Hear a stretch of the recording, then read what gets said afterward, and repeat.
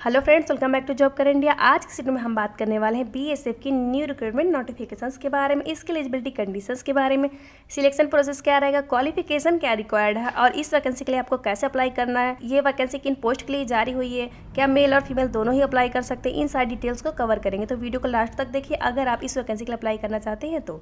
और अगर चैनल पर पहली बार है, चैनल को अभी तक सब्सक्राइब नहीं किया तो चैनल को सब्सक्राइब कर लीजिए ताकि अगली आने वाली वीडियो की अपडेट आपको तुरंत ही मिल जाए। आइए वीडियो को शुरू करते हैं।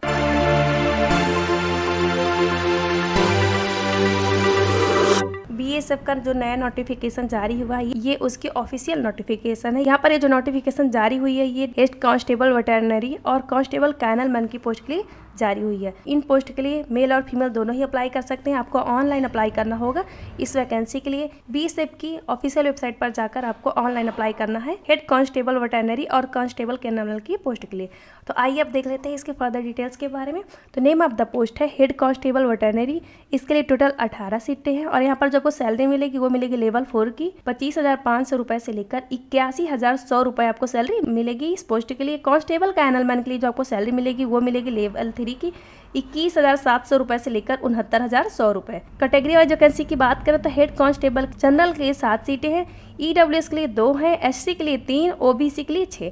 टोटल 18 सीटें हेड कांस्टेबल वेटरनरी के लिए। कांस्टेबल कैनल मैन के लिए जनरल के लिए 2, एससी के लिए 1 सीट है, ओबीसी के लिए 2 सीटें हैं, एसटी के लिए 3 सीटें। टोटल 8 सीटें हैं आपकी कांस्टेबल कैनलमैन की पोस्ट के लिए। अब बात करें किस कैटेगरी के कैंडिडेट्स किस पोस्ट के लिए अप्लाई नहीं कर सकते। हेड कांस्टेबल वेटरनरी की पोस्ट के लिए जो एसटी कैटेगरी के अंदर कैंडिडेट आते हैं वो अप्लाई नहीं करेंगे और कांस्टेबल कैनलमैन के लिए ईडब्ल्यूएस वाले कैंडिडेट्स अप्लाई नहीं कर सकते हैं क्योंकि यहाँ पर उनके लिए कोई भी सीट नहीं है। तो आप जिस भी पोस्ट पर अप्लाई करना चाहते हैं तो उस पोस्ट के लिए जो भी सीटें हैं आप यहाँ पर चेकआउट कर लीजिएगा क्योंकि यहाँ पर कैटेगरी वाइज सीटों की जानकारी दी गई है। इसके साथ ही आपको सैलरी क्या मिलेगी उसकी भी जानकारी मिल जाती है। अब आइए देख लेते हैं इसके फर्दर डिटेल्स के बारे में। इन पोस्ट पर अप्लाई करने के लिए आपकी जो क्वालिफिकेशन होनी चाहिए, हेड कांस्टेबल के लिए अगर आप अप्लाई करेंगे तो इसके लिए आपका 12वीं पास होना जरूरी है। इसके साथ ही इस पोस्ट पर आपको 1 साल का अनुभव भी होना चाहिए।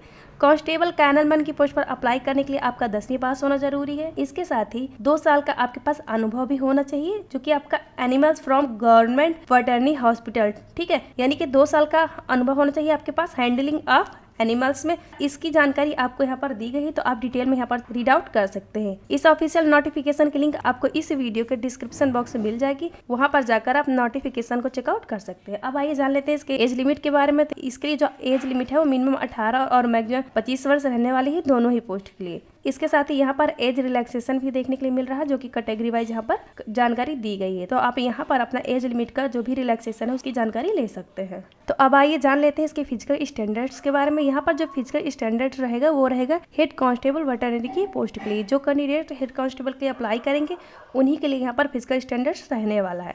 तो मेल कैंडिडेट्स की हाइट होनी चाहिए 165 सेंटीमीटर और फीमेल की होनी चाहिए 150 सेंटीमीटर। मेल का चेस्ट होना चाहिए 76 सेंटीमीटर। इसके साथ ही मेडिकल स्टैंडर्ड्स की जो भी जानकारी है वो यहाँ पर दी गई है, इसे आप रीड आउट कर लीजिएगा। अब आइए जान लेते हैं इसके सिलेक्शन प्रोसेस के बारे में। तो यहाँ पर जो आपका सिलेक्शन होगा वो रिटन एग्जाम, पीईटी, पीएसटी और इंटरव्यू के बेस पर रहने वाला है। सबसे पहले आपका फर्स्ट फेज में आपका यानी फर्स्ट स्टेज में आपका होगा रिटन एग्जाम। रिटन एग्जाम आपका जो होगा वो होगा OMR बेस्ड आंसर सीट पर। ऑब्जेक्टिव टाइप आपके क्वेश्चंस रहेंगे। अब आइए जान लेते हैं सिलेबस क्या रहेगा आपके रिटन एग्जाम का। सबसे पहले बात करेंगे हेड कांस्टेबल वेटरनरी के यहाँ पर सिलेबस के बारे में। तो यहाँ पर जो आपका सिलेबस है वो 2 पार्ट में दिया गया है। पार्ट 1 की बात करेंगे हम, इसके बाद पार्ट 2 की बात करने वाले। तो पार्ट 1 में आपका जो सिलेबस रहेगा वो रहेगा language test, general awareness, numerical aptitude test और सिंपल रीजनिंग टेस्ट। टोटल आपका जो पेपर हो 50 मार्क्स का रहने वाला है। लैंग्वेज टेस्ट आपका 10 मार्क्स का रहेगा, हिंदी और इंग्लिश दोनों में। जनरल अवेयरनेस आपका 20 मार्क्स का रहेगा। न्यूमेरिकल एप्टीट्यूड टेस्ट रहेगा आपका 10 मार्क्स का। सिंपल रीजनिंग आपका रहेगा 10 मार्क्स का। अब आइए देखते हैं इसके पार्ट 2 के बारे में। तो पार्ट 2 में आपका जो अटॉर्नी स्टाफ असिस्टेंट के लिए रहने वाला वो रहेगा knowledge of vet medicine and their use, ये रहेगा आपका 20 मार्क्स का। Knowledge of vet instrument and their use का ये रहेगा आपका 15 मार्क्स का। और general knowledge of disease treatment, anatomy, horses, dog and camels, इनसे रिलेटेड आपके रहेंगे 15 मार्क्स के क्वेश्चन, जो कि आपका टोटल 50 मार्क्स का पेपर रहेगा वेटरनरी स्टाफ असिस्टेंट के लिए।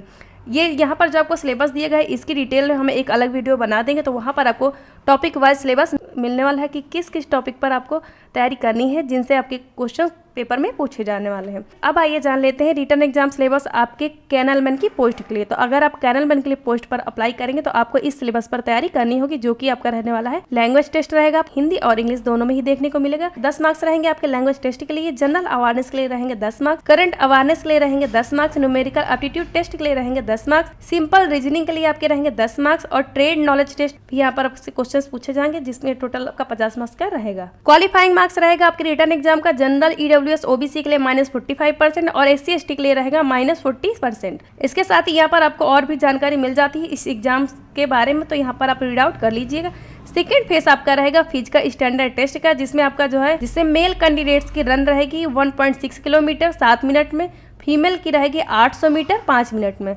लॉन्ग जंप रहेगा मेल कैंडिडेट्स के लिए 11 फीट 3 चांस मिलेंगे आपके, फीमेल कैंडिडेट्स का रहेगा 8 फीट 3 चांस मिलेगा फीमेल के लिए भी। हाई जंप रहेगी मेल के लिए 3.5 फीट की 3 चांस मिलेगा इसके लिए, और फीमेल के लिए 2.5 फीट की रहेगी हाई जंप, जिसमें फीमेल को भी मिलेंगे 3 चांस। तो यहाँ पर आपको जानकारी दी गई है फिजिकल इफिशियंसी टेस्ट के लिए, तो यहाँ पर आप रीड आउट कर लीजिएगा अच्छे से। इसके बाद आपका मेडिकल एग्जाम होगा, इसके बाद एक मेरिट लिस्ट बनेगी, उसके बेस पर ही आपका सिलेक्शन होगा। यहाँ पर अब बात कर लेते हैं इस वैकेंसी के लिए आपको कैसे अप्लाई करना है। तो इस वैकेंसी के लिए आपको ऑनलाइन अप्लाई करना होगा बीएसएफ की ऑफिशियल वेबसाइट पर। 3 फरवरी से लेकर 20 फरवरी तक आप इस वैकेंसी के लिए अप्लाई कर सकते हैं। अब आइए जान लेते हैं यहाँ पर एप्लीकेशन फीस क्या रिक्वायर्ड है। तो जनरल, ओबीसी और ईडब्ल्यूएस को 100 रुपए पे करने होंगे, SC/ST कैटेगरी को और फीमेल कैटेगरी को यहाँ पर कोई भी एप्लीकेशन फीस पे नहीं करना। जो एप्लीकेशन फीस पे करनी होगी वो सिर्फ करनी है जनरल, ओबीसी और ईडब्ल्यूएस कैटेगरी के जो भी कैंडिडेट है उन्हें पे करना होगा। इस फीस को भी आपको ऑनलाइन ही पे करना है और इस फीस को आपको 20 फरवरी तक पे कर देना है। इस फीस को आप net banking, credit card, debit card के थ्रू आप इजीली पे कर सकते हैं। रिक्रूटमेंट सेंटर आपके जो भी रहेंगे उसकी जानकारी यहाँ पर दी गई। रिक्रूटमेंट सेंटर आपके रहने वाले हैं जम्मू, जालंधर, गांधीनगर, जोधपुर, कोलकाता, अगरतला, दिल्ली, बंगलौर, ग्वालियर, ये आपके रहेंगे रिक्रूटमेंट सेंटर कोड। और रिक्रूटिंग एजेंसी एड्रेस